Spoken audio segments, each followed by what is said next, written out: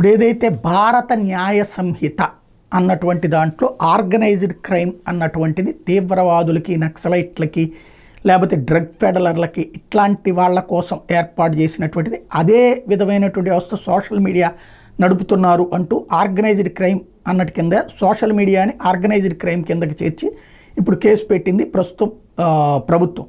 ఇందులో సజ్జల భార్గవ్ కీలకమైనటువంటి వ్యక్తి అన్నటువంటిది అందులో ప్రధానంగా హైలైట్ చేసింది. అయితే ఇప్పుడు ఇందులో తాజా ట్విస్ట్ ఏంటంటే, ఈ చట్టం రాకముందు పెట్టినటువంటి పోస్టుల మీద చట్టం వచ్చాక కేసులు పెట్టడం చెల్లదు అనేది టెక్నికల్ పాయింట్. ఇప్పుడు చంద్రబాబు గారు దాంట్లో కనుక ఆయనది అనుమతి తీసుకుని అరెస్ట్ చేయాలా, అనుమతి తీసుకోకుండా అరెస్ట్ చేయాలన్నటువంటి పాయింట్ టెక్నికల్ పాయింట్తో కదా అప్పుడు వెళ్ళింది. అదేవిధంగా ఇక్కడ ఏది గవర్నర్ అనుమతి తీసుకోవాలా లేదన్నది ఇక్కడ కూడా టెక్నికల్ పాయింట్ అనమాట. ఈ భారత న్యాయ సంహిత బిఎన్ఎస్ చట్టం ముందు పెట్టిన పోస్టులకి తర్వాత వర్తిస్తుందా లేదా అన్నటువంటి పాయింట్ చుట్టూతా తిప్పితే వెంటనే ప్రభుత్వం తెలివిగా అడ్వకేట్ జనరల్ రూట్ మార్చారు.